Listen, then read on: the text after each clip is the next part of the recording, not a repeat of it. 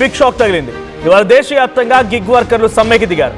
శనివారం 5 గంటల పాటుగా నిలిచిపోబోతున్నాయి ఈ డెలివరీ సేవలన్నీ కూడా. ఇక ఇవాళ మధ్యాహ్నం 12 గంటల నుంచి 5 గంటల వరకు ఈ సమ్మె కొనసాగబోతోంది. పెరిగినటువంటి ఫ్యూయల్ ఖర్చులతో ఆదాయం పడిపోతుందంటూ డెలివరీ ఛార్జీలు కిలోమీటర్కి 20 వరకు పెంచాలని డిమాండ్ చేస్తూ ఆందోళన వ్యక్తం చేస్తున్నారు ఈ Swiggy Zomato delivery boys. So gig వర్కర్ల సమ్మెతో తీవ్ర ఇబ్బందులు పడబోతున్నారు. సో గతంలో కూడా ఇదే మాదిరిగా అనేక హెచ్చరికలు జారీ చేశారు డెలివరీ బాయ్స్. ఇప్పుడు మరోసారి స్విగ్గీ జొమాటో ఫుడ్ డెలివరీకి సంబంధించి గతంలో ఇమ్మీడియట్ ఇన్స్టాంట్ అని చెప్పి 10 minutesలో డెలివరీ అయిపోవాలి. ఇప్పుడేమో మాకు తగ్గట్టుగా ఛార్జీలు లేవు అన్నట్టుగా వాళ్ళు చెప్తున్నారు. సో ఏదేం జరిగినా ప్రస్తుతం స్విగ్గీ జొమాటో సేవలు మరొక 5 గంటల పాటు నిలిచిపోబోతున్నాయి. ఈరోజు మధ్యాహ్నం 12 గంటల నుంచి 5 గంటల వరకు ఈ సేవలు నిలిచిపోబోతున్నాయి. ఇది ఒక షాకింగ్ సంఘటన చెప్పాలి. దట్టు హైదరాబాద్ లాంటి సిటీలో మోస్ట్లీ అందరూ ఎక్కువగా డిపెండ్ అయ్యేది ఈ డెలివరీ యాప్స్ పైనే, ఫుడ్ కోసం డిపెండ్ అవుతూ ఉన్నారు. సో అలాంటి వాళ్ళు ఒక్కసారిగా ఈ సంఘటనతో షాక్ గురవాల్సిందే. దీనికి సంబంధించి మరిన్ని అప్డేట్స్ ప్రతినిధి పవన్ అందిస్తారు. పవన్, సో ఏంటి స్విగ్గీ జొమాటోకి సంబంధించి ఈ డెలివరీ యాప్స్ గిగ్ వర్కర్లు 5 గంటల పాటుగా సమ్మె నిర్వహిస్తున్నారు. గతంలో కూడా ఇన్స్టాంట్గా 10 minutes సంబంధించి నిబంధనలు ఎత్తివేయాలని చెప్పి కూడా ఒక ఆందోళన వ్యక్తం చేశారు. ఇప్పుడు ఎటువంటి ఎఫెక్ట్ ఉండబోతోంది? 5 గంటల పాటుగా ఈ డిమాండ్స్ని స్విగ్గీ జొమాటో కన్సిడర్ చేసే అవకాశం ఉందా? గిగ్ వర్కర్లకు సంబంధించి రీసెంట్గా తెలంగాణ ప్రభుత్వం కూడా కొన్ని పాలసీలను తీసుకొస్తామని చెప్పింది. గవర్నమెంట్ ఏదైనా సహాయం అందించబోతోందా ఈ గిగ్ వర్కర్ల సమస్యని ఆ అప్లికేషన్ వరకు తీసుకెళ్ళడానికి?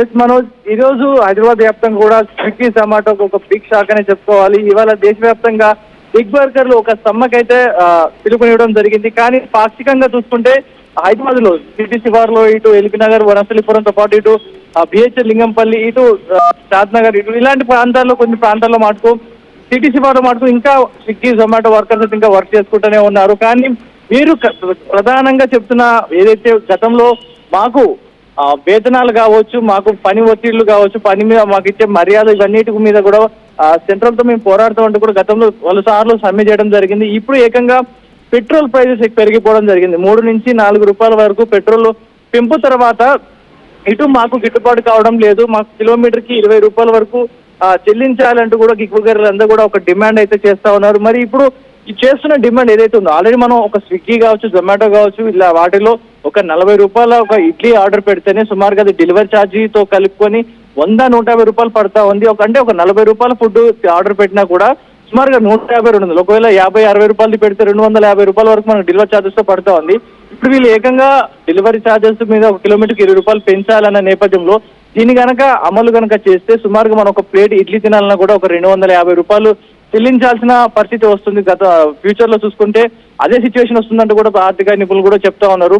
ఇటు పెట్రోల్ పెంపు 4-5 రూపాయలు పెంపు తర్వాత ఇటు మాకు గిట్టుబాటు కావట్లేదు అంటా ఉన్నారు. కానీ ఇటు ఏదైతే స్విగ్గీ జొమాటో ప్లాట్ఫామ్ ఫీజులు ఏవైతే ఉన్నాయో, సుమారుగా ప్రొడక్ట్ ఎంతైతే ప్రైస్ ఉంటుందో దాని పర్సంటేజ్ సుమారుగా అదే పర్సంటేజ్ సుమారు 50 రూపాయల ప్రొడక్ట్ గా 40 రూపాయల వరకు కూడా వారు ఛార్జెస్ వేస్తా ఉన్నారు. ఆపై డెలివరీ ఛార్జెస్ అన్ని కూడా వేస్తా ఉన్నారు.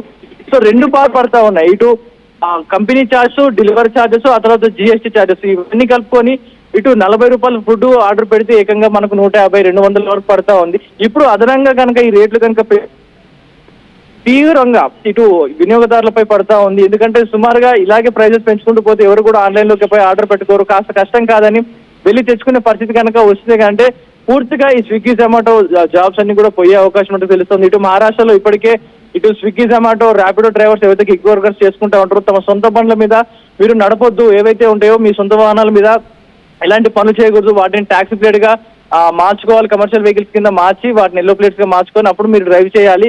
మీ సొంత వెహికల్స్ మీద ఇలాంటి స్విగ్గీ డెలివరీలు కావచ్చు, ర్యాపిడో, ఊబర్ డ్రైవర్స్ ఇలాంటివి చేయకూడదు అంటూ అక్కడ బ్యాన్ అయితే విధించడం జరిగింది.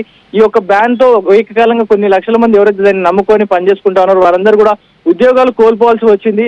ఇప్పుడు ఈ సమయంలో ఇలాంటి క్రైసిస్ ఉన్న సమయంలో వీరు ఇలాంటి సమ్మెలు కనుక చేసి కేంద్రం మీద ఒత్తిడి పెంచితే ఇలాంటి ఒక నియమం కర్ణాటకలో ఏదైతే వచ్చిందో అలాంటిదే నియమం ఇక్కడ హైదరాబాద్ లో కనుక పెడితే కొన్ని 100 మంది ఇలాంటి ఉద్యోగాలు పోగొట్టుకునే అవకాశం ఉన్న నేపథ్యంలో వీరు తక్షణమే మీరు మీ విధులకు వెళ్ళాలి, యథావిధిగా కొనసాగించాలి. కొన్నాళ్ళు యుద్ధం ప్రభావం, పెట్రోల్ రేట్లు ఇవన్నీ తగ్గేంత వరకు కూడా అందరూ కూడా శాంతంగా ఉండాలంటూ కూడా కేంద్రం హెచ్చరిస్తా ఉంది. చూడాలి. ఇప్పటికైతే ఈ 12 గంటల నుంచి 5 గంటల వరకు ఏదైతే మీరు సమ్మె చేస్తామంటా ఉన్నారో ఈ టైంలో కొంచెం పీక్ టైం అయినా కాకపోవచ్చు మధ్యాహ్నం సమయంలో, అందుకని వీరు ఈ సమయాన్ని ఎంచుకుంటున్నారు అంటూ కూడా ఇటు కొన్ని వర్గాలు చెప్తా ఉన్నాయి. మరి ఈ సమయంలో ఇటు జొమాటో డ్రైవర్స్ కావచ్చు, స్విగ్గీ జొమాటో డ్రైవర్స్ అందరూ కూడా సమ్మెకు దిగడం మంచిది కాదంటూ కూడా అందరూ సమ్మె విరమించి ఎవరి పనుల వారికి వెళ్ళాలి, రానున్న క్రైసిస్ ని మనం అందరం కలిసి ఎదుర్కోవాలంటూ కూడా కేంద్రం చాలా సున్నితంగా చెప్తుంటే తెలుస్తోంది Manoj. Thank you Pavan. So మొత్తంగా ఈరోజు 5 గంటల పాటుగా స్విగ్గీ జొమాటో సేవలు నిలిచిపోబోతున్నాయి. సో వారికి కిలోమీటర్కి 20 రూపీస్ వరకు ఛార్జ్ చేయాలని చెప్పి వారంతా ఆందోళన బాట పడుతున్నారు గిగ్ వర్కర్లు.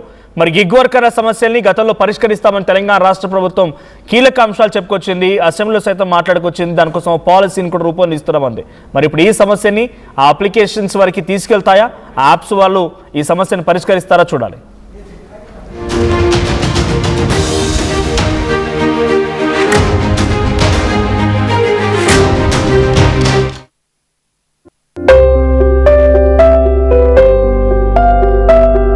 చిన్న చిన్న ఆనందాలు 35 ఏళ్లుగా నా జీవితంలో లేవు. 35 ఏళ్లుగా నేను డైపర్లలో బ్రతికాను. 6 సెంటీమీటర్ల ఫిస్టులా నా మూత్రాశయంలో లీకు కారణమైంది. ఎవరూ నాకు సహాయం చేయలేకపోయారు. AINUలో వైద్యులను కలిసే వరకు అక్కడ వారు రోబోటిక్ శస్త్రచికిత్సతో నాకు పరిష్కారం ఇచ్చారు. వారు నా ఆత్మవిశ్వాసాన్ని కూడా తిరిగిచ్చారు. Precision care makes it possible. The Center for Robotic Surgery at AINU